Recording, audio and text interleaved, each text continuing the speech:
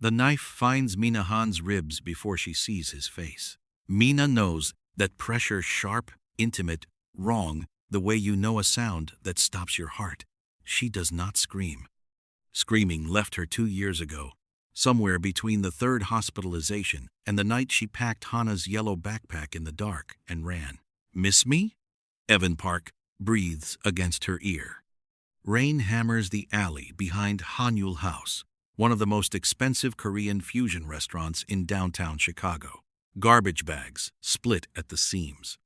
The kitchen exhaust fans roar overhead, swallowing everything her gasp. The wet slap of her back hitting the brick, the soft grunt she makes when his forearm pins her throat. She has worked a double, 11 hours. Her feet are bleeding inside her shoes. Her hair is soaked through. She smells like garlic butter, sesame oil, and someone else's luxury dinner. And Evan smells like whiskey and old rage, which is the only cologne he has ever worn. You thought you could just leave. Not a question. Never a question with him. Just the blade of a statement, drawn slow. Mina's fingers curl against the brick. She is calculating the distance to the mouth of the alley, the fire door that locked behind her, the nearest light. She is always calculating now. That is what he made her. A woman who lives inside math she can never solve fast enough. Hana is at home, she says. Steady. God help her. Steady. She is alone. She won't be for long, he smiles. She hears it before she sees it, and seeing it is worse. That's the point, baby. I'm taking my daughter tonight, and there is nothing you are going to do about it. She drives her elbow back. He is faster. He has always been faster. The ground comes up hard. Her cheek meets wet concrete. The knife is gone from her ribs, and then it is not. It is against the back of her neck, cold and precise, and Evan crouches over her, one knee in her spine. And Mina thinks, this is it. This is the alley where I end. She thinks of Hana at 4, drawing houses on grocery bags because they could not afford paper. Hana at 6, waking from nightmares, pressing her forehead to Mina's and whispering, I'm okay, Mommy. Don't cry. Hana at 7 now, still flinching when a door slams, still checking that Mina is breathing before she falls asleep. She will be alone. She will wait. She will never stop waiting. Headlights swing into the alley mouth. Not a patrol car, not a taxi. Something low and black and enormous. A Rolls-Royce, the color of a closed eye, idling with a quietness that feels deliberate. Evan goes still. The driver's door opens. Then the rear door. The man who steps out is unhurried, tall, Korean-American, dressed in black, like a funeral that costs more than her life. He looks at the alley the way a surgeon looks at a body, not with cruelty, not with mercy, with assessment. His eyes find her on the ground. He says 4 words: calm, final, irrevocable. Bring her to me. Before we go deeper, this is Amazing Sari, and you already know how I tell stories here, not just for drama, but for the women who have survived things nobody clapped for. If this is your first time, subscribe, stay with this story to the end, and drop the city you are watching from, because this one is not just about a mafia boss. It is about fear, survival, motherhood, and what happens when a woman who has been failed by everybody finally meets a man dangerous enough to protect her. Now let's go back to that alley, because what happened next changed everything. Mina Han, bleeding on wet concrete in an alley that smells like the end of everything, understands with a certainty that lives below, thought that nothing about her life will ever be ordinary again. The restaurant smells like garlic, grilled short ribs, warm bread, and the particular kind of silence that falls when powerful men enter a room. Mina sits on a prep table in the back kitchen, a dishcloth pressed to the gash above her eyebrow, watching the staff of Haneul House move around Jihoon Kang the way water moves around stone. Not out of courtesy, out of instinct. He stands near the door with his hands in his pockets, speaking quietly to a man half his size who nods after every sentence like his life depends on getting the rhythm right. Maybe it does. Mrs. Yoon, the housekeeper, Mina, will learn later. Though tonight she is simply a small woman with kind eyes who smells like lavender and arrived from nowhere, has taken Hana to a corner booth. She is coaxing her with hot chocolate and a soft milk bun. And Hana is eating, which means Hana is safe enough, which means Mina can breathe, which means she can finally look at the man who saved her without her vision going white at the edges. Jihoon Kang. She knows the name the way Chicagoans know storm warnings, not from experience, from survival instinct. You learn his name so you know what to avoid. You learn his face so you know when to leave a room. He turns, finds her eyes across the kitchen with a precision that feels rehearsed, like he already knew exactly where she was. He crosses the room without hurry and pulls a chair backward. Nothing about him is casual, she realizes. Casualness requires ease, and ease requires a person to have stopped watching for threats. Jihoon Kang looks like a man who was born watching. "Tell me about Evan Park," he says. Not, "Are you okay?" Not what happened. Not the soft preamble of men who need her comfortable before they need her useful.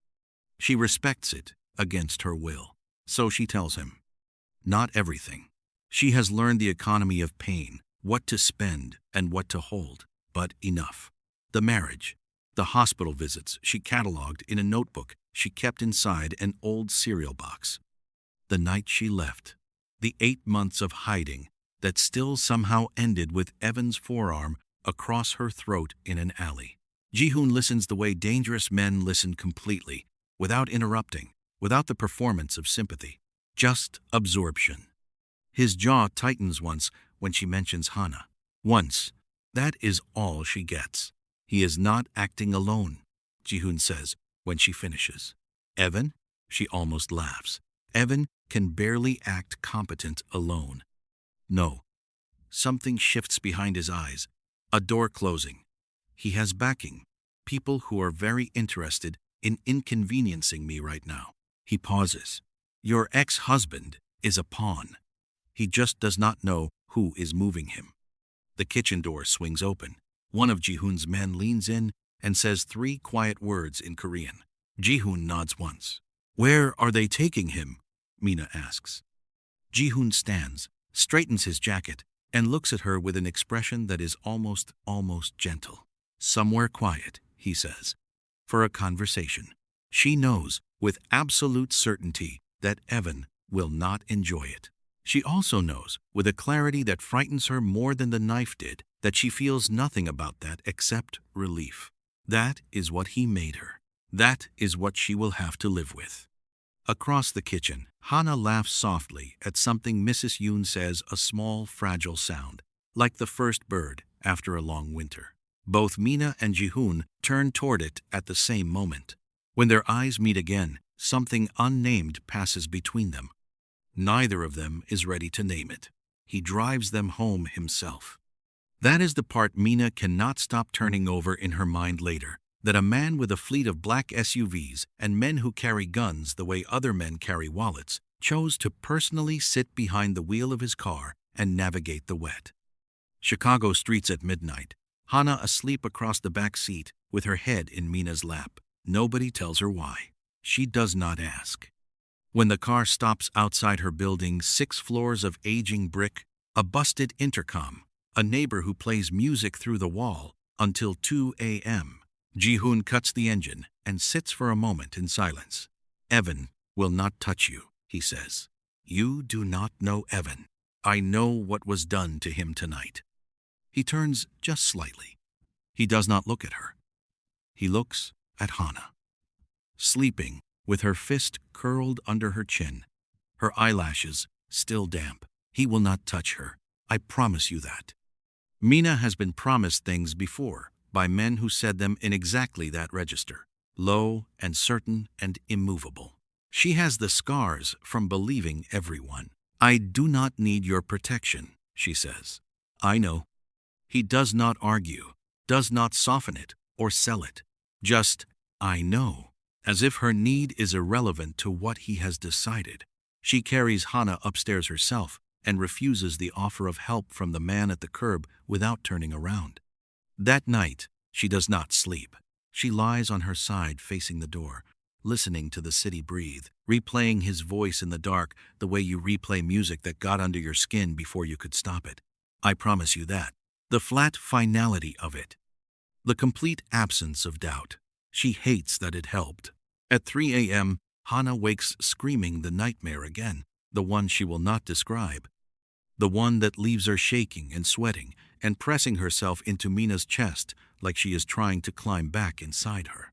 Mina holds her, rocks her, sings the song her own mother sang, low and formless and worn smooth with use.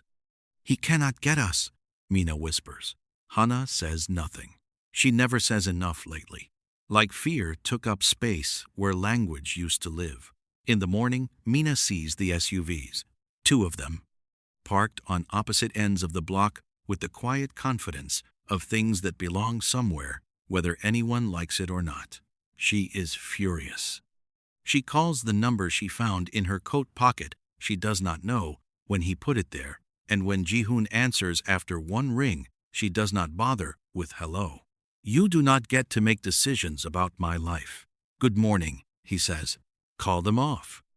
A pause. Then Evan was seen near Hana School at 7:15 this morning.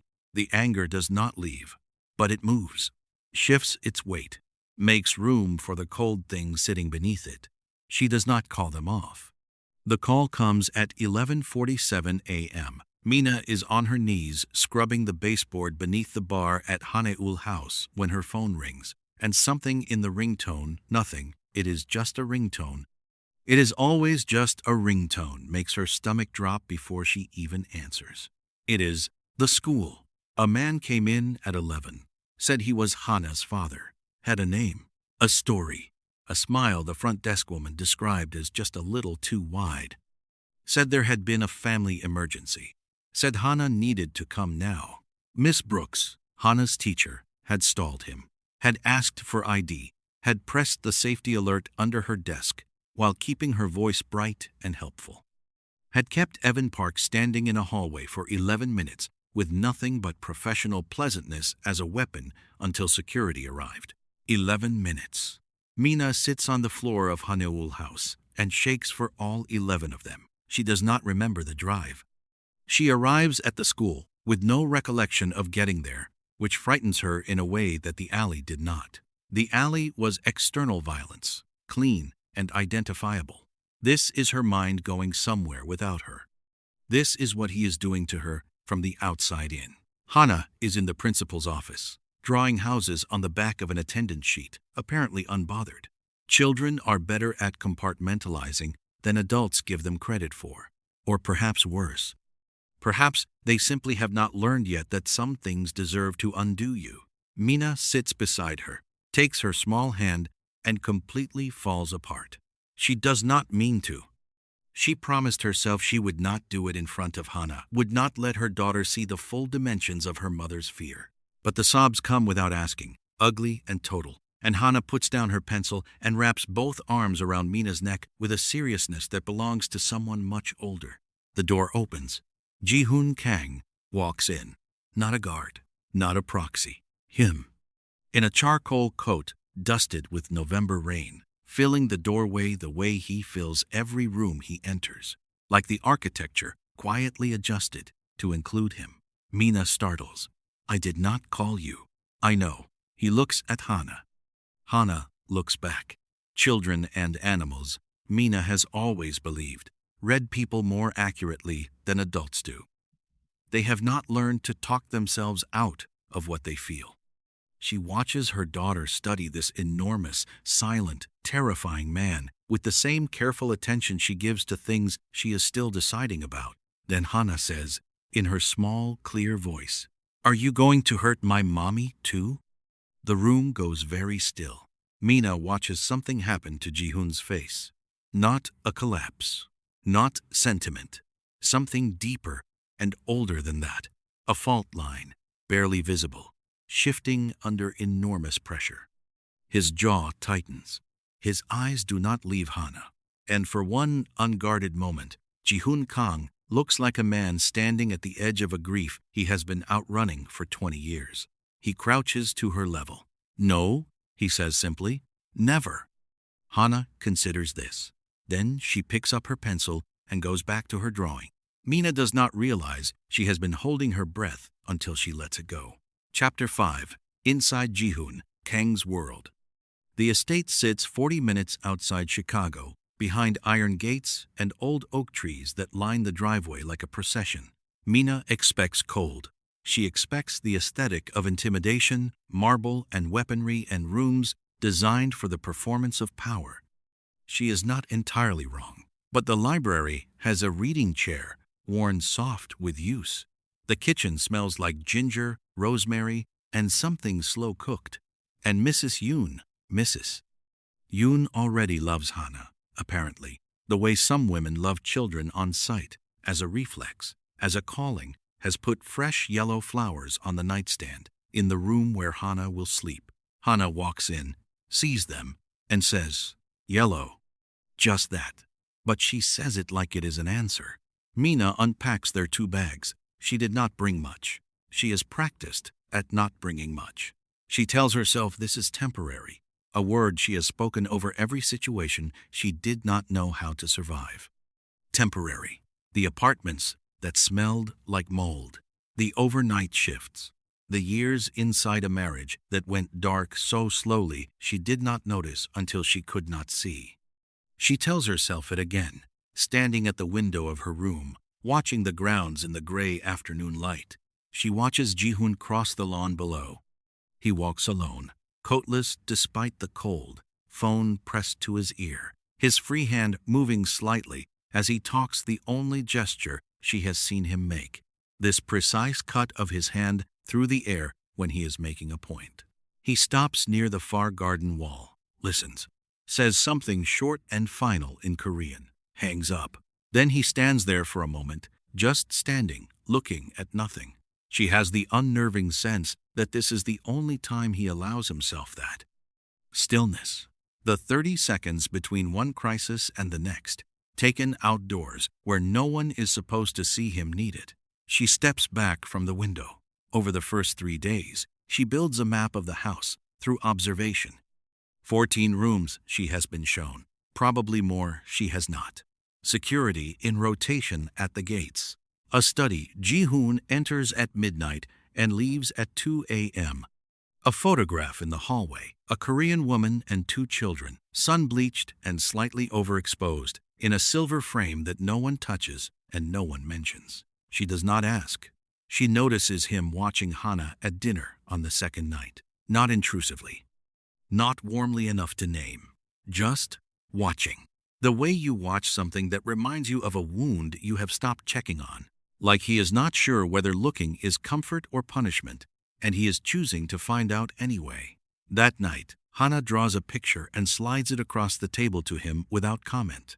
It is a house, and a very tall man standing beside it. Jihoon looks at it for a long moment. Then he folds it carefully and puts it in his jacket pocket.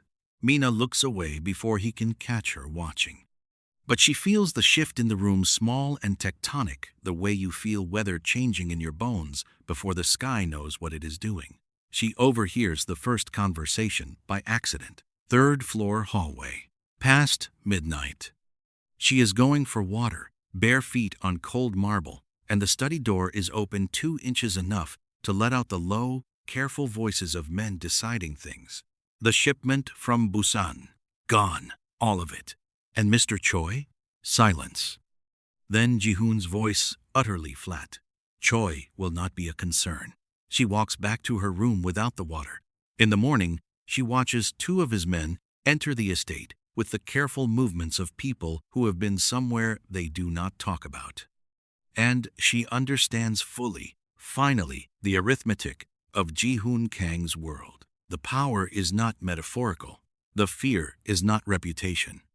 The things that happen in the silences between his sentences are real and permanent, and conducted with the same calm efficiency he applies to everything else. She thinks, I should be more afraid of him. She thinks it and simultaneously understands, with the uncomfortable precision of self-knowledge, that she is not. She has apparently used up her capacity for fear on the man who wore her bruises on his hands for 3 years. Whatever Jihoon Kang is, whatever darkness he carries as a matter of profession, he has never once directed it at her. She asks him that afternoon, directly. The way she has learned is the only language he respects. How many people have you killed? He looks up from his desk, sets down his pen. Enough, he says. That is not a number. No, he leans back, studies her. I was 11 when I watched my father die in our apartment in Los Angeles because he refused to launder money for men who believed refusal was disrespect. My mother hid me in a closet and told me not to make a sound. I stayed there for 6 hours after the blood stopped moving. He says this the way people describe weather. They survived a long time ago, factually, without self-pity, but with the faint exhaustion of a person who has carried the facts for decades. I decided that night that I would never be helpless again. I would never owe anyone anything. I would become the kind of man people owed. A pause. It is not a redemption story. I know, she says. You should be frightened of me. I know that too. He watches her for a long moment. But you are not. I am disturbed by you, she says carefully. That is not the same thing. Something moves at the corner of his mouth. Not quite a smile. The ghost of one. No, he agrees. It is not. She leaves before it can become something else. She is not yet ready for something else. The warehouse burns on a Thursday.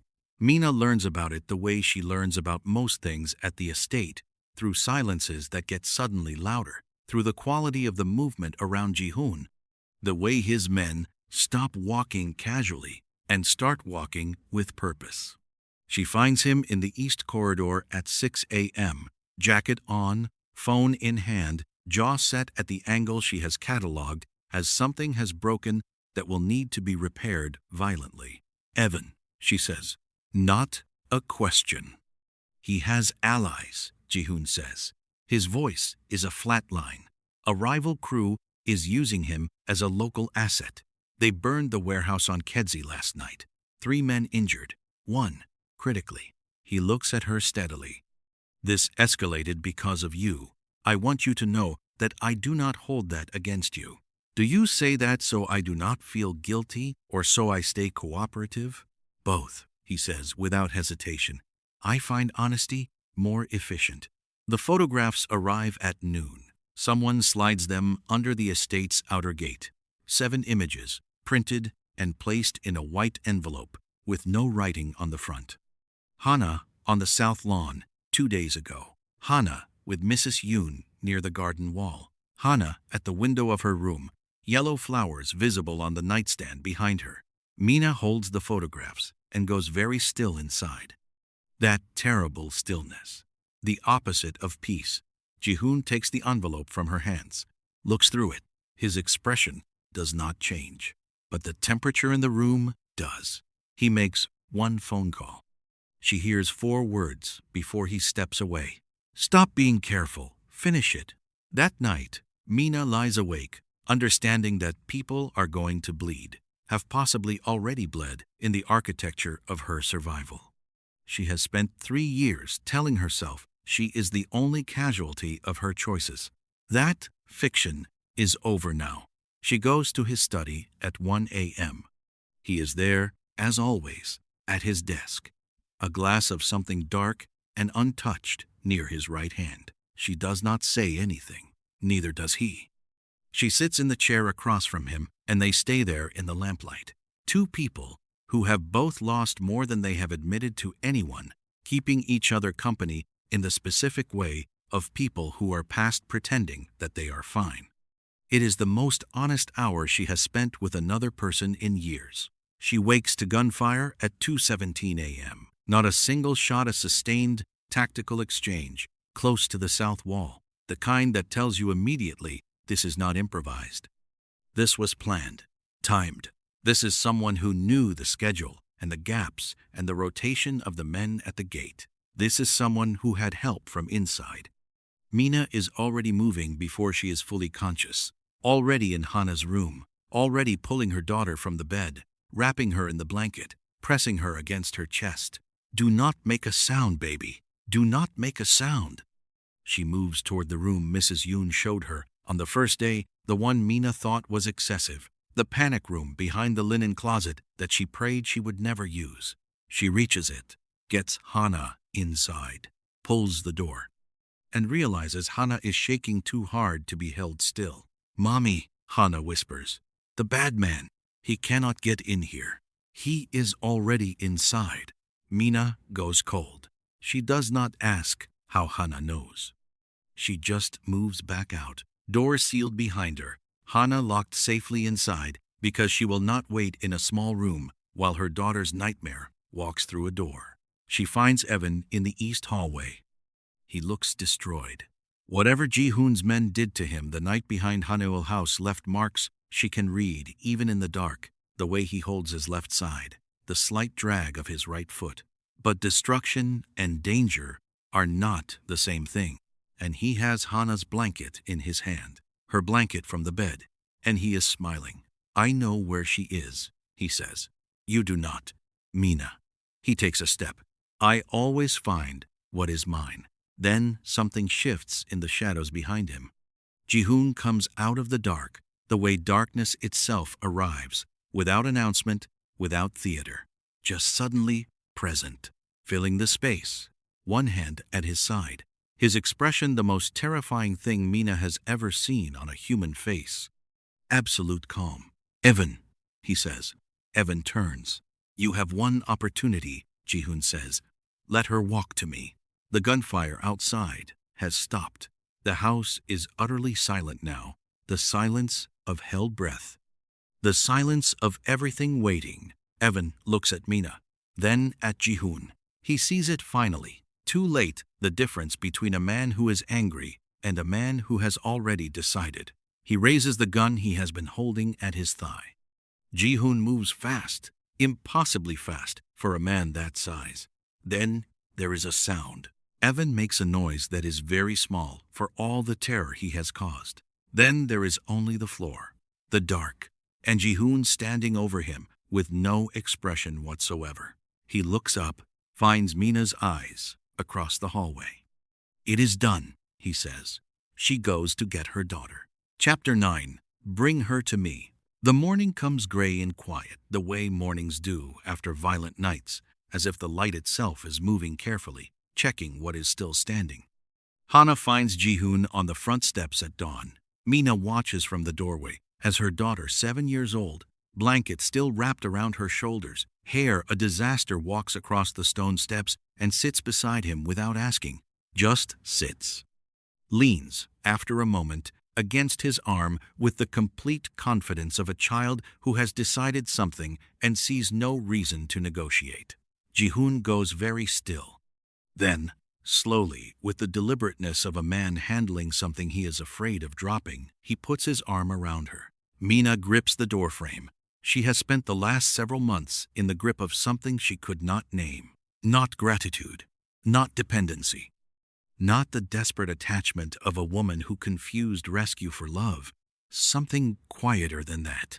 Something that grew not in the moments of high drama but in the in-between ones. The folded drawing in his jacket pocket. The study at 1 a.m. The 30 seconds on the lawn when he thought no one was watching. She walks out and sits on his other side. He does not say anything. She does not say anything.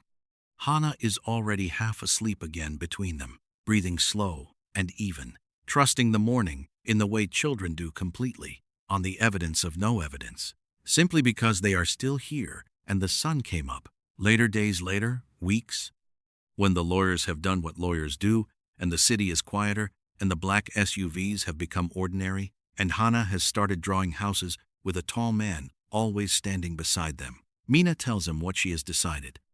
I know what you are, she says. I am not asking you to be something else. You should. I know. She meets his eyes. I am asking you to be careful with us. That is all. Just careful. He looks at her for a long time. The way he always looks at things he has decided about completely, without performance. I can do that, he says. She believes him. She thinks about the night in the alley, the rain, the concrete, the knife's cold certainty against her neck. The headlights swinging in, the door opening, the man stepping out with the kind of stillness that only belongs to people who have trained themselves never to show fear. 4 words. Bring her to me. She had heard it as an order. The language of possession.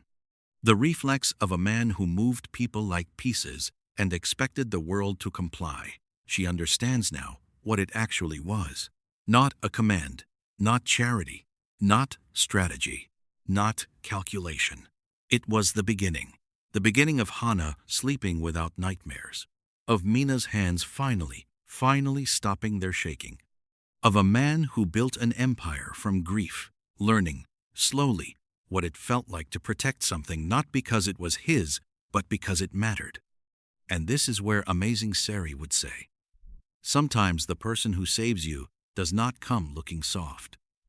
Sometimes protection enters your life wearing silence, scars, and a darkness you do not fully understand. But healing is not always loud. Sometimes it starts with one sentence. Bring her to me.